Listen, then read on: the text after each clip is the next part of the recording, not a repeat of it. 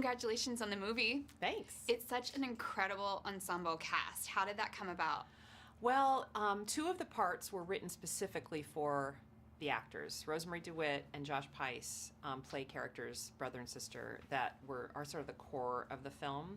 And I really had them in mind as I was writing those characters. So it was sort of custom designed for them. And when an opening in my schedule opened up, I called those two actors first to see if they were available to do this movie. And if they hadn't been available, I think I would have just put it off and shot something else or pulled together another movie, because I really wanted those two to be in the movie. And then all the other characters had been written kind of around them as supporting roles, and I was able to fill in those blanks. But my friend Catherine Keener was originally going to be in the film, and then she ended up not being able to at the last minute, and she introduced me to Allison Janney, and that worked out really well. And she also introduced me to Ellen Page. She should really get like partial casting director credit. And sat Ellen down, made her watch Your Sister, Sister, and Ellen was like, I'm in, my last movie. So yeah, I was really lucky. And then Mark Webber was originally going to play Scoot McNairy's part, and then he ended up having to drop out, and I was able to get Scoot, who I'd had in a relationship, with, I knew from the past. And so I just, it all sort of fell into place, and I couldn't have been more delighted. I mean, it was just, yeah, an incredible cast. You've worked with Rosemarie before, so what is it about her as an actor that you really enjoy?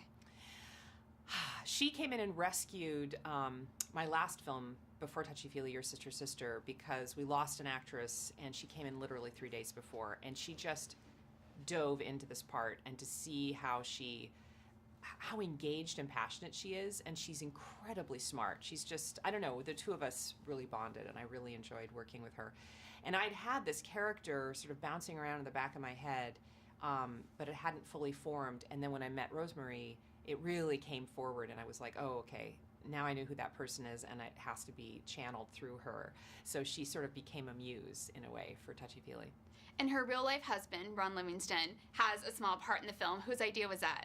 Well, it was my idea. The part in the film I had a really hard time filling.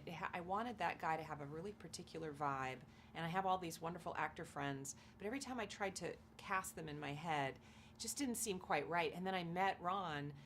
Actually, it was at Sundance when he came with Rosemarie for Your Sister, Sister, and we hung out one night, at this condo party, and it was like, oh my God, that's him, that's Adrian. And so when I called him, he was a little bit, he wasn't sure he wanted to do it, because he's not really into couples doing movies together, but because of this, it's a very specific kind of relationship that they have, and they're not just like a couple. They're different. They have a very specific kind of vibe, and he thought, actually, I think it will be good. I think in this case it'll be good, and so luckily he said yes, because it works out beautifully in the movie. It's such an interesting subject matter. How did you come up with the concept for the film?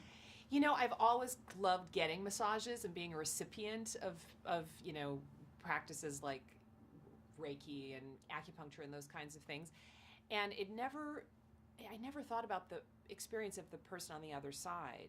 And then one day it just occurred to me, like, what a strange job to have such an intimate relationship, physical intimate relationship with naked bodies of total strangers. And what if one day you just couldn't do it anymore? What if you just reached this threshold point? Because bodies are weird and skin is freaky, and and then what would that do to your psyche and to your whole, how would you manage if your identity is wrapped up in your work, which for a lot of us it is.